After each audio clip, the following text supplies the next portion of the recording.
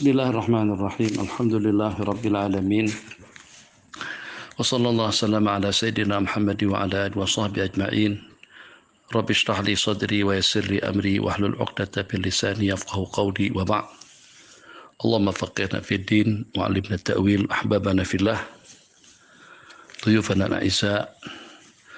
Setelah kita dengari ulasan daripada Ustadz Zul, di mana dengan beberapa hadis yang disebutkan tadi itu hadis yang berkenaan dengan wabah taun, yang berkenaan dengan laki-laki yang terkena penyakit kusta, dan juga hadis yang berkenaan dengan memerit atau dengan binatang ternak yang sakit itu jangan dikumpulkan dengan binatang-binatang yang sehat, juga tentang panduan daripada baginda kepada Sayyidina Bilal untuk mengumandangkan ala salu firrihal, salat di tempat kediaman masing-masing, dan begitu juga tentang vaksin tadi dibicarakan, dan itu diantara daripada masalah yang sepatutnya ijma ulama baru boleh mengeluarkan statement tentang itu, dan sangat-sangat berbahaya sekali dengan fatwa dan pandangan individu seperti yang kita dengar bersama. Yang bagaimanapun secara pasti Al-Quran dan hadis itu dijadikan sebagai panduan. Jangan sampai dengan Al-Quran dan hadis yang sifatnya hakim, yang sifatnya rais menjadi mar'us, yang sifatnya hakim menjadi mahkum. Dia yang bertindak. Jadi jangan sampai dengan kita cari hadis atau juga kita pelajari hadis dan kita kumpulkan untuk membenarkan apa yang berlaku di masyarakat atau dalam satu negara. Tapi justru dengan kita cari dan juga kita pelajari hadis itu kita memantau apakah sudah betul, apakah benar apa yang kita laksanakan. Jadi jangan sampai hadis menjadi makmum, tetap hadis menjadi imam untuk kita memantau apakah yang kita laksanakan ini betul ataupun juga tidak. Jangan kita cari hadis untuk membenarkan apa yang berlaku. Jangan sampai terbalik. Kita tidak mempertengkarkan tentang kedudukan hadis yang disebutkan satu persatu tadi itu. Yang pertama berkenaan dengan wabah taun, ke semua hadis itu kedudukannya kuat, kedudukannya sahih, riwayat dalam Bukhari Muslim, riwayat di dalam kitab-kitab sunnah dan lainnya. Hanya yang kelihatan ketara pengistidlalan, penggunaan dalil, ada di antaranya yang mentakmim perkara khusus, ada yang diantaranya takawul ke atas baginda Nabi, memperkatakan apa yang Nabi kita tidak perkatakan. Ada juga diantaranya penyalahgunaan dalil yang bukan pada tempatnya. Satu persatu daripada pembicaraan yang dibicarakan, yang pertama berkenaan dengan kalau berlakunya wabah taun atau penyakit yang menular. Jadi hadis yang disebutkan tadi itu idza waqa'a at-ta'unu bi ardin. Ardin di situ artinya tempat itu mungkin kampung ataupun juga daerah, negeri atau juga negara. Maka dengan redaksi hadis bi ardin ada disebutkan dua kali. Berlaku di satu tempat, maka yang berada di dalam tempat tersebut jangan pergi ke tempat lain atau ke negeri lain, dan yang berada di negeri lain jangan datang ke tempat yang ada wabah. Yang di dalam jangan keluar, yang di luar jangan masuk. Ini dalil lockdown. Memang itu tepat, tapi tidaklah secara umum, secara 100% tepat dengan keadaan yang berlaku. Sebab lockdown yang dengan kita dilarang untuk kita keluar rumah, dengan kita dikuarantin. Sementara hadis masih memberikan kelonggaran, masih memberikan kebebasan. Yang tak boleh, yang di dalam jangan keluar. Artinya di satu negeri, artinya di satu daerah, artinya di satu kampung. Yang di Shah Alam, kalau berlaku wabah, orang Shah Alam jangan pergi ke Subang. Orang Subang jangan datang ke Shah Alam. Sementara masing-masing yang berada di Subang dan juga yang berada di Shah Alam masih diberikan kebebasan untuk mereka berkeliaran atau juga untuk beraktiviti.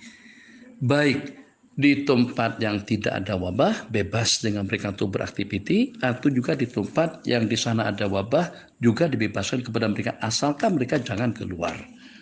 Kalau dengan lockdown itu lebih ketat lagi daripada itu. Jadi yang Nabi kita ajarkan masih memberikan kelonggaran atau masih ada longgarnya.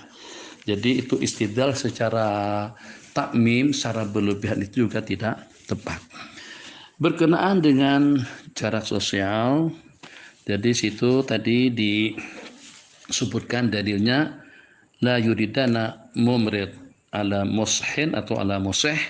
Maksudnya jangan sampai binatang ternak yang sakit itu kita campur barukan dengan binatang-binatang yang sehat. Perhatikan. Jadi di sini kita jadikan dalil untuk jarak sosial.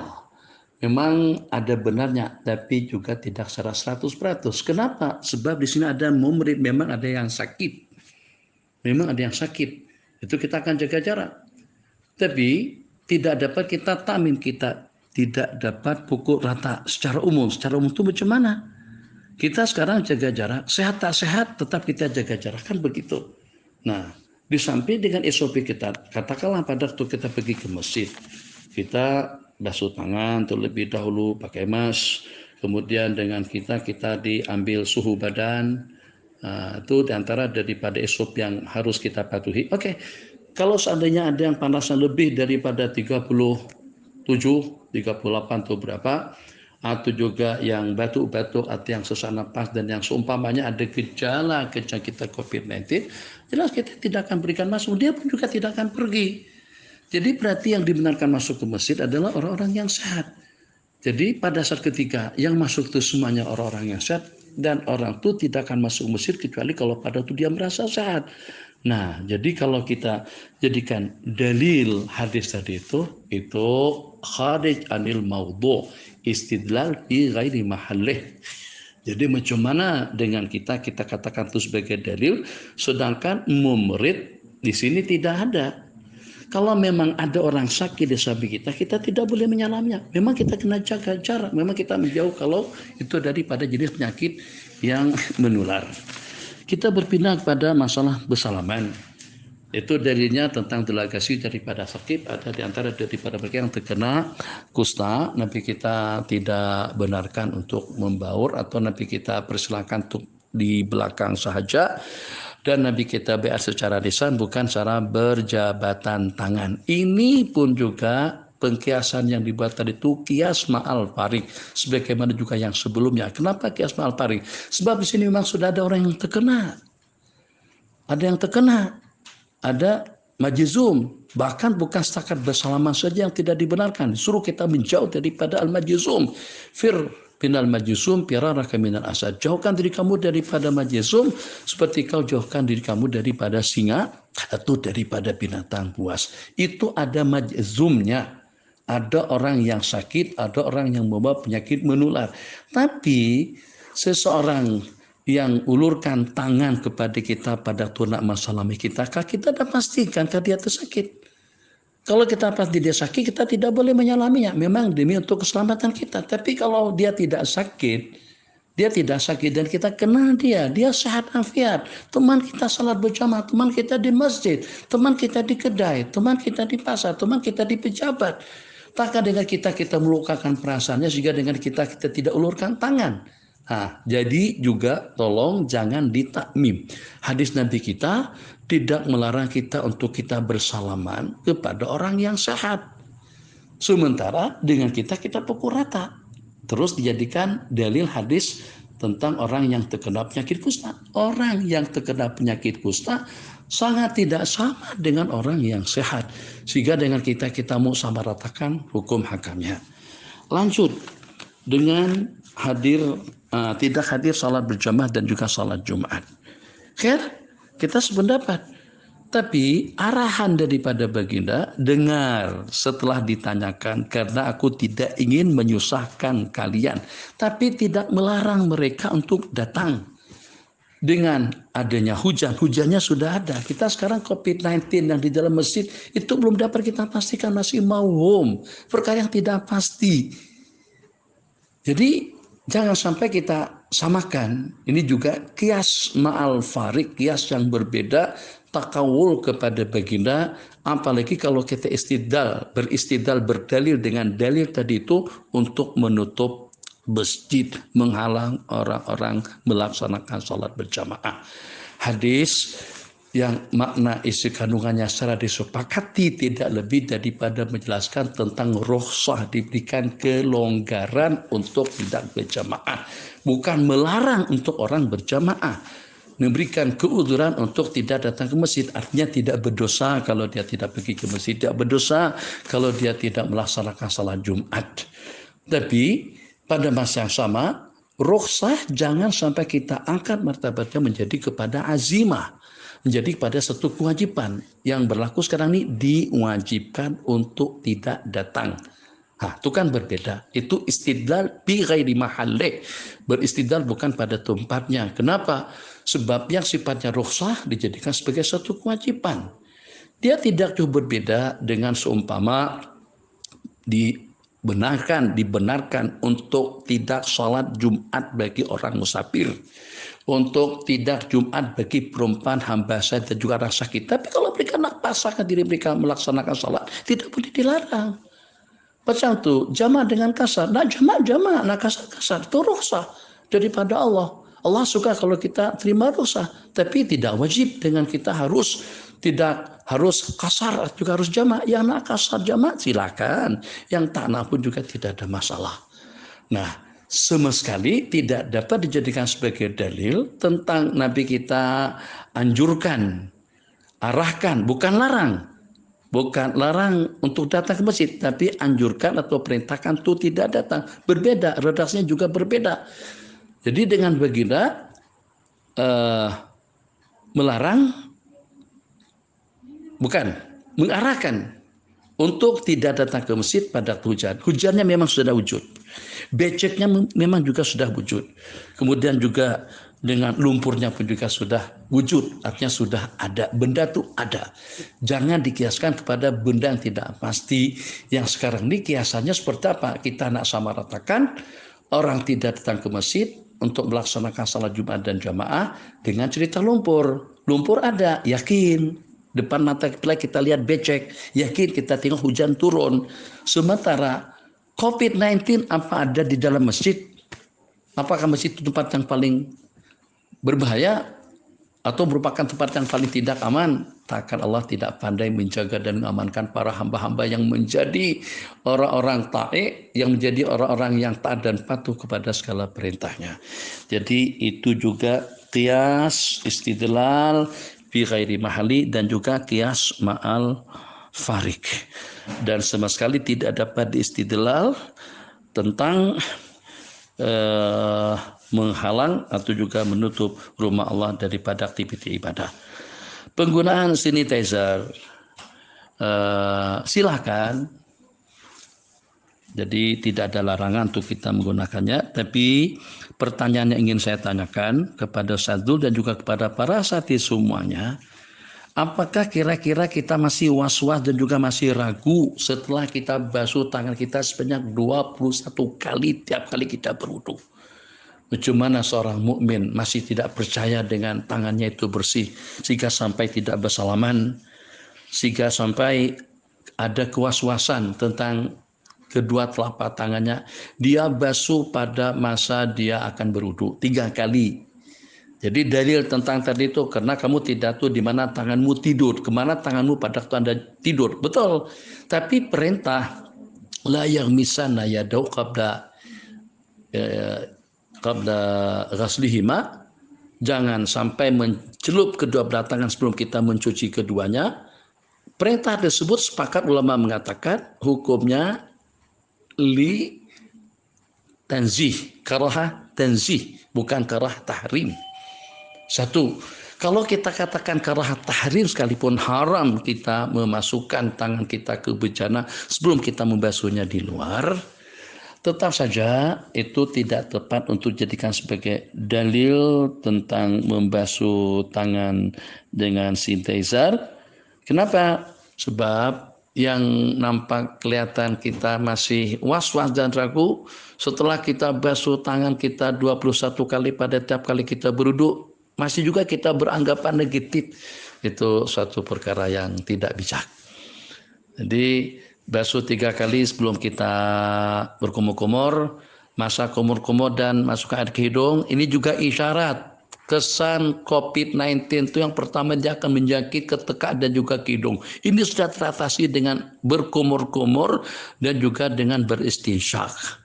Sebelum dia masuk ke dalam paru-paru, jaraknya itu sampai dalam beberapa jam. Jarak antara salat dengan salat itu ada yang jaraknya seperti maghrib dengan isyahnya dalam 1 jam lebih sedikit.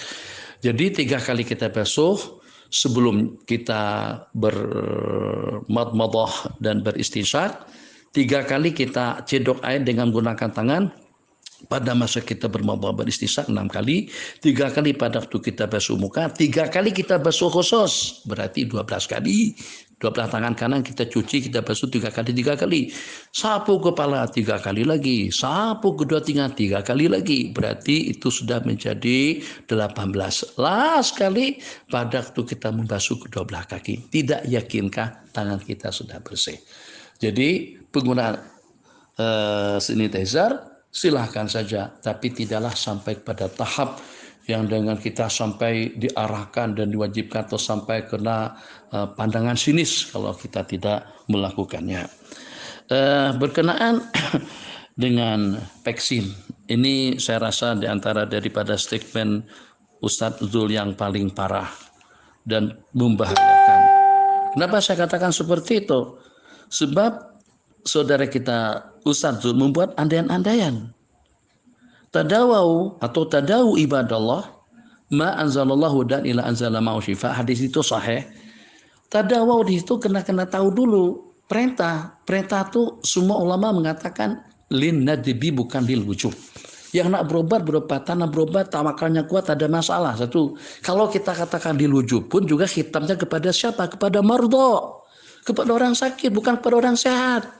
Berobatlah, maksudnya kepada orang-orang sakit. Tidak ada penyakit yang diturunkan, melainkan bersama dengan penyembuhnya. Kalau ditakmim, dipukul rata semuanya yang sehat, divaksin, yang tidak sehat juga seperti itu hadis tidak mempunyai makna seperti itu. Terus ada buat andaian yang berbahaya, itu sangat-sangat berbahaya. Apa dia? Mungkin tak perasan dengan sesiapapun, bahaya jadi pada sudut mana. Anda katakan tadi kalau seandainya tidak ada obat untuk suatu penyakit kecuali dengan vaksin, takkan dengan baginda Nabi menyalahi apa yang Nabi kita katakan. Takkan itu daripada mana ada dapat berkata seperti itu. Takkan bagi Nabi menyalahi apa yang Nabi kita perkatakan. Nabi kita doakan seseorang dengan sepatah kata menjadi kaya raya hanya dengan barakallahu laka. Nabi kita dengan usapan telapak tangan beliau yang botak rambutnya tumbuh, yang sakit jadi sehat, jin keluar hanya dengan perkataan mauman ana ukhruj adu wallah ana rasulullah, keluar jin daripada tubuh. Jadi bagaimana Anda dapat pastikan baginda akan bervaksin? Jadi khitab itu kepada umat, bukan kepada baginda. Jangan sampai baginda Nabi SAW kita samakan dengan umat. Nabi kita bersabda, ini lastu kahayatikum, aku tidak sama sih dengan kalian. Itu merendahkan martabat nubuwah, menambahkan martabat keyakinan baginda. Tanpa obat pun Nabi kita kadang-kadang tak berdoa pun Allah dah bagi, Allah dah kabulkan. Baru getaran hati, baru keinginan, ternyata Allah sudah kabulkan apa yang Nabi kita nakkan di dalam hati. Baginda penyakit yang seperti apapun dahsyatnya, kalau dengan lantunan doa pun kalau Nabi kita nakkan sembuh, Nabi kita akan sembuh. Tidak perlu vaksin. Jadi andaian tadi itu andaian yang tidak betul. Jadi mudah-mudahan Anda jangan sampai terucapkan Nabi kita akan bervaksin. Alhamdulillah Anda tidak mengucapkannya tadi seperti itu. Hanya Anda suruh kami berpikir. Jadi dengan jawabnya pasti dan pasti Nabi kita tidak boleh kita samakan dengan umat. Mudah-mudahan dengan pencerahan tadi itu semuanya dapat memahami, khususnya kita berada dalam satu zaman yang Nabi kita sabdakan kathirun khutabauha qalilun fuqahauha. Zaman para sahabat banyak fuqahanya, orang-orang yang mengerti, faqih, ahli hukum, dan sedikit orang yang pandai berceramah, pandai bercakap. Di zaman kita sekarang khutabanya banyak, yang pandai bercakap ramai tapi fuqahanya sedikit. Jadi kena berhati-hati betul dalam mengeluarkan statement sebab dia boleh memperangkap dan juga menyesatkan umat wal iyadzubillah. Kaji muzakarah, tanya ulama sebelum Anda perangkan apa yang Anda tulis dan juga apa yang Anda ucapkan. Selain daripada itu, ingin mengingatkan, jangan bertakawul, memperkatakan sesuatu yang tidak Nabi kita perkatakan. Sebab itu sangat berbahaya, itu sudah sama ancamannya dengan orang yang merekayasa hadis, atau merekayasa suatu hukum. Nabi kita bersabda, man kadzaba alayya muta'ammidan, yang berdusta ke atas aku. Ini sudah mirip-mirip seperti berdusta ke atas baginda, sebab Anda perkatakan yang Nabi kita tidak katakan, atau Anda seperti memperkatakan benda yang Nabi kita tidak akan lakukan. Mungkin Nabi kita lakukan, mungkin juga tidak, tapi yang salah pasti untuk mengatasi masalah apapun dengan sepatah kata doa, masalah sudah teratasi. Beliau penghulu para nabi-nabi dan rasul. Selain daripada itu, ingin juga saya ingatkan kepada semuanya, Nabi kita bersabda, ajra'ukum alal fatwa, ajra'ukum ala nari jahannam. Orang yang paling berani berfatwa, orang yang paling berani mencampakkan diri ke dalam api neraka. Wal iyadzubillah. Mudah-mudahan semuanya mendapatkan pencerahan yang jelas. Al-afu minkum, kalau ada kesilapan daripada saya dalam menganalisa, mengamati masalah yang telah dibicarakan oleh Ustadzul, tolong dimuzakarahkan kembali. Jangan komen sana sini, komen liar, tapi secara ilmiah, dan kalau perlu kita bermutakarah bersama. Assalamualaikum warahmatullahi wabarakatuh.